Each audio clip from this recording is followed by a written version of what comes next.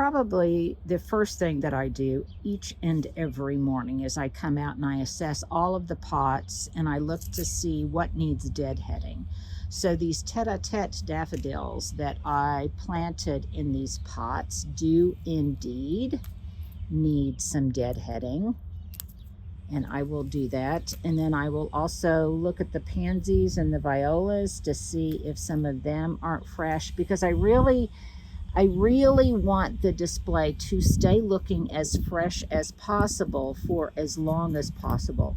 And the more I pinch off the dead blooms, you guys know this, the more it will produce. And so it's a twofer. Not only does it keep them looking fresh, but it also keeps them pumping out those beautiful blooms. And I really, really do love this blue and maybe lavender blue and yellow combination looks. And I think probably what I'll do next year is, if I'm assuming that the tulips are going to bloom early again, that what I'll do is make the first wave maybe a little bit more harmonious with the color of the pansies and the daffodils and the things that are planted in the ground. It's still beautiful, but it's a little bit more color than I like. I like things to be more in color echoes and in color repeats rather than in high contrast. That's very much a subjective thing, but it's how I roll.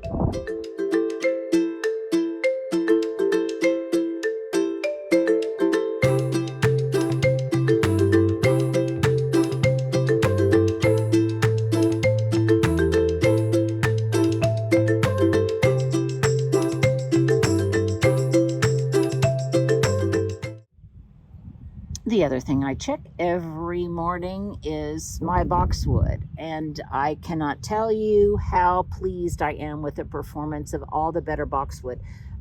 Just look at how much growth just this 1 gallon plant has put out, and it's that beautiful limey green new growth that I think just really screams springtime.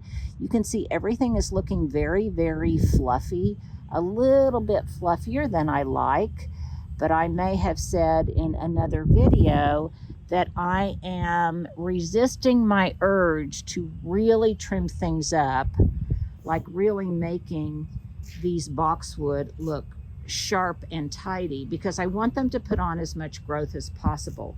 Then I will trim them, clip them, prune them to their desired forms.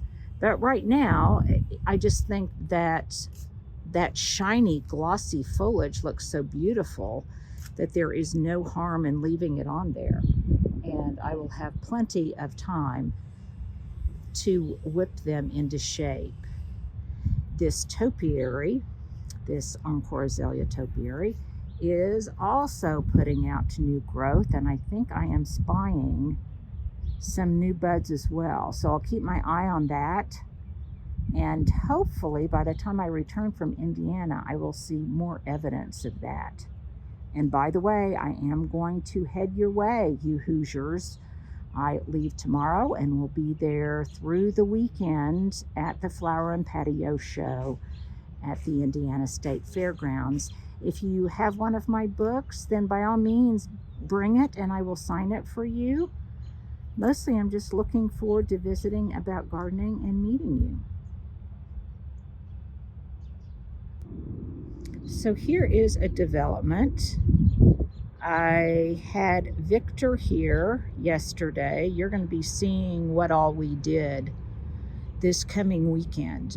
But one of the things that we did was to replace the one kind of deformed and half dead boxwood, Cranberry Creek boxwood, that was positioned in this corner, because I really wanted to have 4 boxwoods punctuating the upper terrace, the interior of the upper terrace. So that one we replaced with the Cranberry Creek that was in one of the pots on the back porch, and I will put something else in those pots. But you can see here, here's the other one on this side. A slow pan of this whole area. And I'll check as one of my daily things, anything that's newly planted, I'll check to make sure they have enough water. And then you can see up here towards the front door, there's the third and there is the fourth. So there is a nice pattern, a nice rectangle that is formed by the position of those. I like the definition of that, and I also like the way the blousiness of the other forms play against that definition, and the grid that it exaggerates up here on the upper terrace. Now here's another development going on. There was a little bit of gapping from the hard winter that we had in the window box, and so they have come and they have caulked any seams, and later this morning, once that sets, they'll come back and they will paint all of those areas. And I will be in short order redoing the window box. I will tell you the window box was kind of a disappointment, and it was largely because of the tulips and because of some things that died in here that I had hoped would overwinter. But that'll be a fun project for me. I can still make it look springy. I do love the Irish mist euonymus that's in there. I'm hoping to get another one of those. It just takes some time. So I will do that from a distance. It looks nice.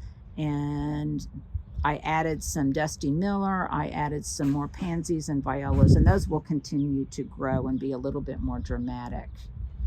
Now over here, I am very happy, and I check daily to see those things that I've kind of cut back or that had winter burn, whether or not they're coming out. So every day I come out here and see what progress those things have made. And one of the things that kind of got hit probably because of its position on this exposed corner was the lemon lime nandina. And you can see that it is coming out in all sorts of springy, fresh new growth, which I adore. And then when I'm on this side, I can look at the Boxwood villages, which are, oh my goodness, they are just so flush and just so beautiful. Their performance exceeds every expectation I had, and I can't be more proud that I had one of the first installations of better boxwood, the blight resistant boxwood. I had some visitors from Tennessee here a couple of days ago. They came by to see the cottage, and they said that it was really a problem where they live outside of Nashville. So I was thrilled to be able to tell them about the development and the different varieties and growing patterns of better boxwood. So it is, like I say, it is performing beyond my expectations. I've got more in the back that's a little bit larger, but I just love it. I love its form. I love its glossy green color. I love everything about it. And I also love the fact that the leaves are a little bit more distinctive. They're maybe some of them are a little bit more pointed, and some of them are more reminiscent maybe of a baby gem boxwood. The leaves are a little bit smaller and like an English boxwood, but without all of the problems. So that's another advantage, I think. Look at that beautiful sunlight with these tulips backlit by the eastern sun. Every day, that's another thing I check, more tulips come to the party. I'm thrilled with the way all of the golden feverfew looks that I seeded surrounding the social patio. And it just makes this kind of fluffy golden skirt. All of this was started from seed, and I love the way it looks. You may recall, if you have been watching this gardening season, that some of this sedum autumn joy I pinched to make new plants and to spread it around. And you can see that the tufts that I tucked into the soil, they are already getting established. They aren't floppy anymore. Even in the wind, they're doing beautifully. There is something that is coming up beyond it. You can kind of see that stalk. It appears to be some kind of verticality of the stalk. I'm not sure what that is. So every day I come out to see if I can identify what that is. We did aggregate the apple blossom roses a little bit better. We moved a couple of the sunshine ligustrum. We moved it over to the west side. I will show you where. But that ligustrum, I mean, it's always beautiful and it's as tough as can be, but the way it illuminates the garden in the spring, in that really gorgeous spring yellow, I think is wonderful. So any plant that can perform like that in 4 seasons is a keeper in my book. I also check every time I come out to see what's happening with the perennials in the garden. And this penstemon, this goat's beard, is starting to look a little bit more tidy, a little bit more presentable. I did remove a lot of the dead foliage.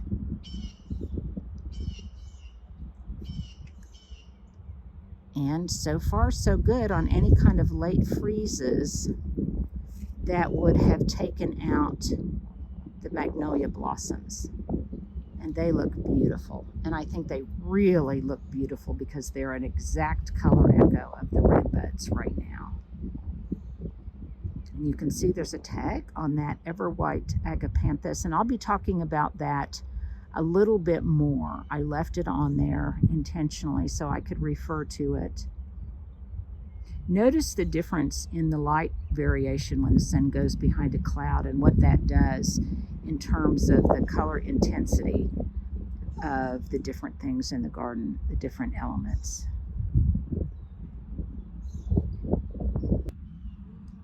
Every morning I come out here and I'm on my hands and knees looking to see what seedlings have germinated. Lots of larkspur, and the nice thing is it's at varying degrees of maturity. So I will have a good performance of it over a prolonged period of time. I also want to show you here, this is one of my favorite perennials. This is Speedwell, aka Veronica. I love like sunny border blue. I just love the lavender and pink versions of this. This is one I've had forever. It was actually a gift. I brought it from the other house. And you can see that just like I did a couple of weeks ago, I can pinch this to make it more full. And I'll give you a little example of that here. I'm no Stewart, but let me see if I can show you where to pinch it. There we go.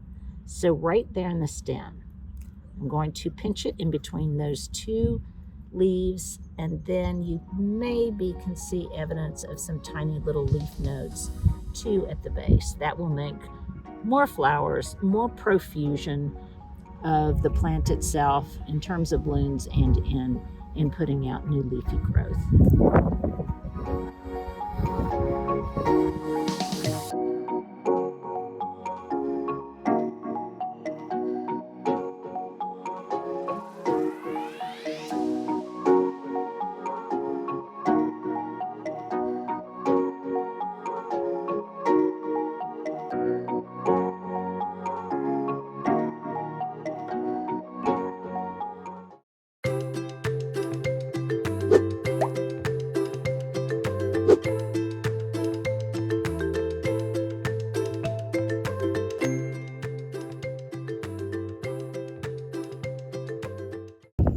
I always look for surprises when I'm out in the morning.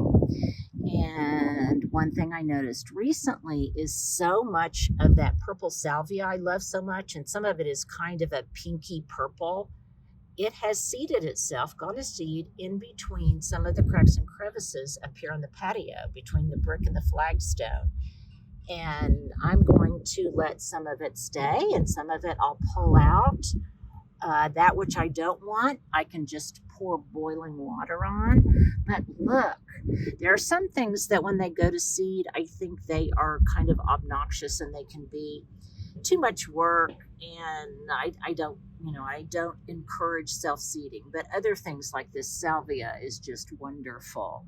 Now, in terms of another surprise, I have to show you this. This is just so fun, you guys. So fun and so strange. And I kept intending to show you them, and then I didn't because I just kept forgetting. But they have been here for over a week and a half. Look at these germinated seedlings of, guess what? Pumpkins.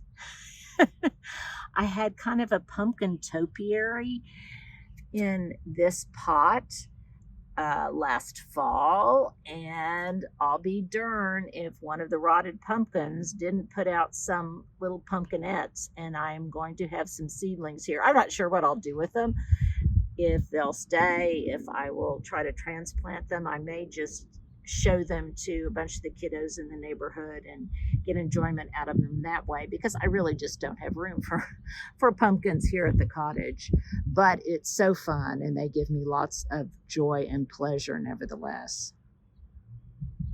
This vantage point might be one of the most unexpected delights in terms of the design of the garden. I didn't anticipate it being quite so beautiful when everything came together. I'm going to zoom in for a moment, and it might make the audio a little wonky.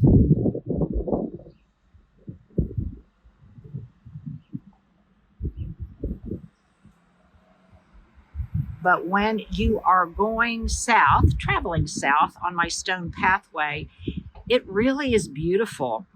I periodically host groups of students, and there was a group of teachers and students that came yesterday from a high school here in Oklahoma City to discuss things like writing and life lessons and careers and how you can transform an interest into a business. We had just a lovely, lovely visit. I always get a kick out of learning things from young people, and that this time was no exception. And I think when we left the backyard and we came back through this way, they just kind of gasped at the unexpected surprise of its beauty. And it really is. There's no way I can capture it on camera, but it really is lovely. And when you walk in this direction, it's even more fun.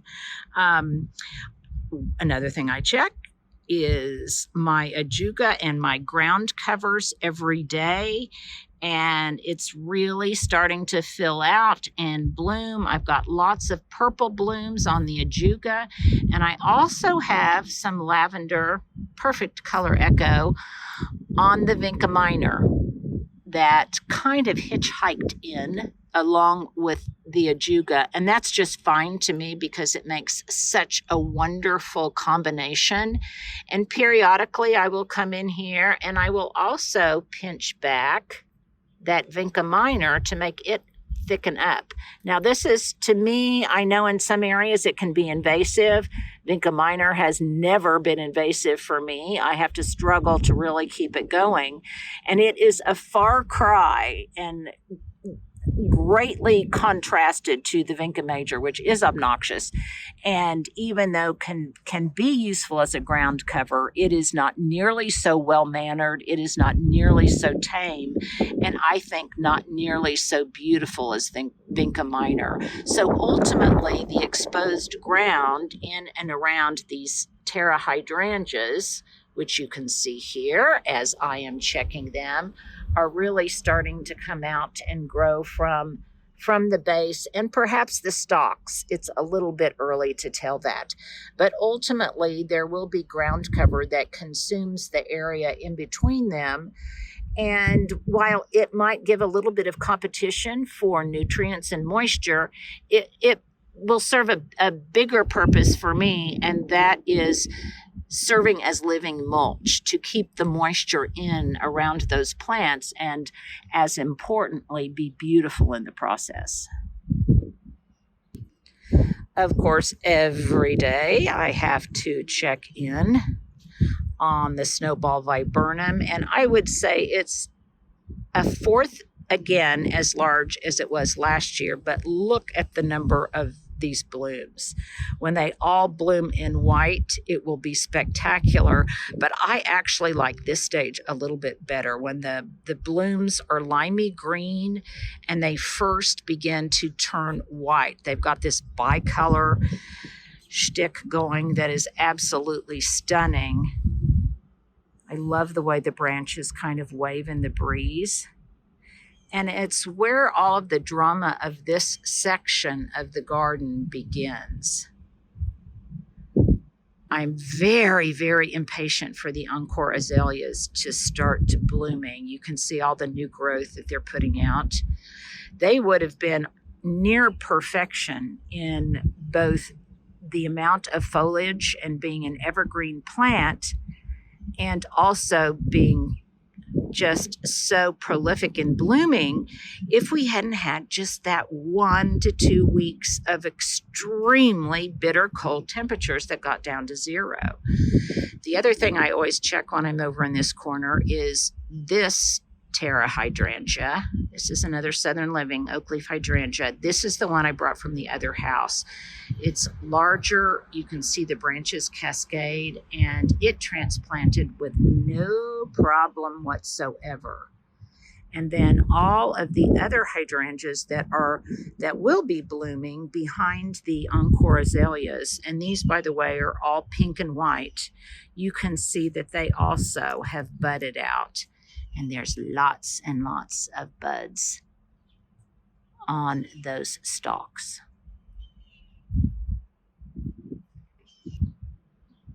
Well, I do so love the scent of manure in the morning. That's a combination of the Milorganite that we put down earlier, but also some of the landscapers mix. We replenished a lot of the mulch. Look how beautiful the flowers are on the red buds. And they typically, I'm not exactly sure why, but they seldom freeze out. They're very, very reliable in their spring bloom, unlike maybe peach trees or cherry trees. For me, they just always seem to bloom and bloom reliably. I can always count on their beauty to enhance the spring garden. All of my large topiaries, my goodness, they are really putting on lots of foliage. In other words, people, I'm gonna have so much trimming to do once I get back. Look how pretty it looks from this perspective. All of those topiary nodding their heads. I hope you enjoyed the topiary tutorial we did last weekend. And yes, I will, of course, give you updates on how they are performing now. Over on the west side, all of the Nellie Stevens hollies that form kind of a wall, they sailed through the winter with no problem whatsoever, including one that I transplanted. Lemon Lane continues to look sweet. And I'm already starting to put in the ground some of the hyacinths and the grape hyacinths that had been forced, and I'd had them inside. You can see one over here in its pot and where I plan to plant it. So next year I'll have all sorts of purple blooming hyacinths, both grape hyacinths like these. These were some I did last year. I think I've showed you them before. And then I'll have some of the larger hyacinths as well. And I think the way they really enhance and communicate with the color palette of the violas and the pansies in the pots, and then they are just at the base, I think is just so sweet. And that effect will only be more dramatic as I add more over time.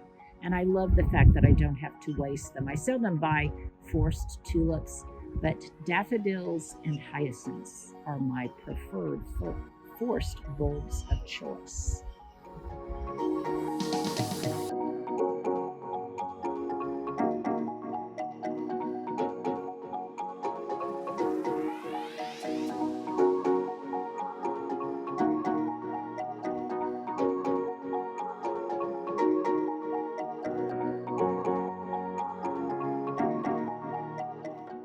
I've been getting lots of questions recently about the white wedding hydrangeas and whether or not they really were able to stand up to full sun.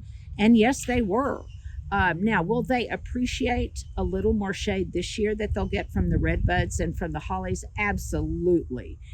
Everything in Oklahoma appreciates shade in the afternoon. And that will make the blooms that much more long lasting and keep them fresher longer, because as I've said many times before, summer in Oklahoma can just be brutal. So to the extent that we can provide afternoon sun, that makes everything last just so much longer. And by the way, you will often hear emergency vehicles in the background at the cottage, and that is because we are 5 minutes away from a wonderful hospital, the St. Anthony's Medical Complex, that is just literally spitting distance from us. And that's another reason we wanted to move here. That's very comforting to know that we have such good quality health care, just again, within walking distance. And so it is for us that the confidence we feel and the security we feel from having it nearby far outweighs the inconvenience of sometimes hearing ambulances and emergency vehicles. Now, one thing I want to point out is that one of the things that bothers me, but it's just understandable, is that there wasn't enough maturity in the winter garden this year, particularly on the east side. The west side, because of the large hollies, because the It's a Breeze rose was so much larger, some of the boxwood over here, they were larger specimens when I installed them. I felt like I had pretty good winter interest, but it's taking time for the east side to mature. But it is maturing, and by the time all of those boxwoods that are kind of in the interior put on growth, there will be more than enough winter interest and early spring interest. Sometimes I need to remind myself that I just have to be patient.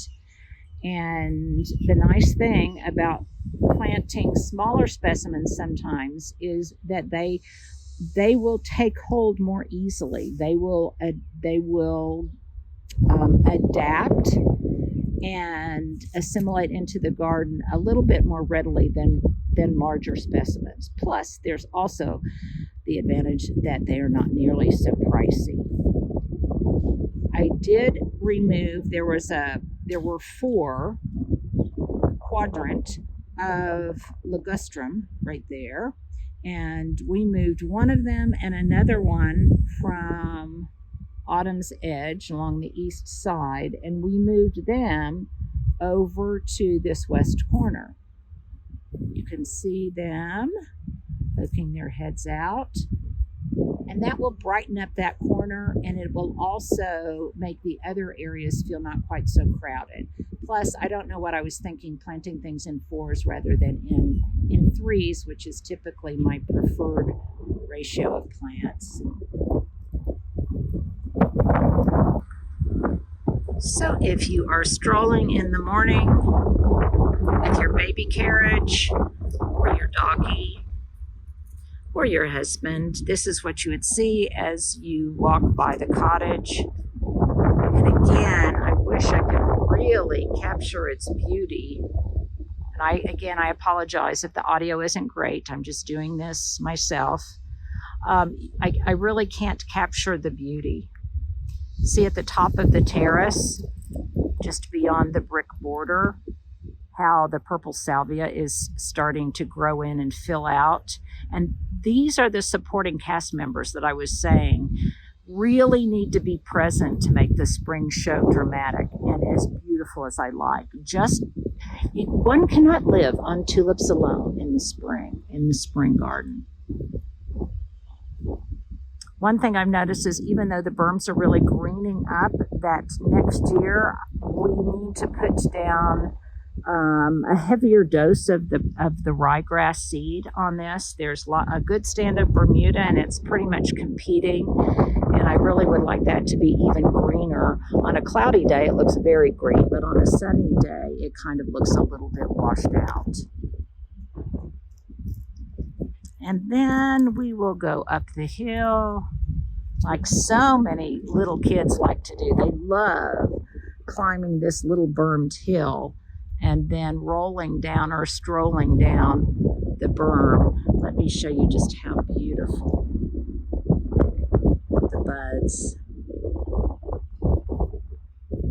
look on the October Glory Maple against a fabulous blue sky. I hope you guys enjoyed this Wednesday walkabout with just me and my amateur skills as a photographer. But things look pretty nevertheless. You guys have a great Wednesday. I hope to see some of you this weekend.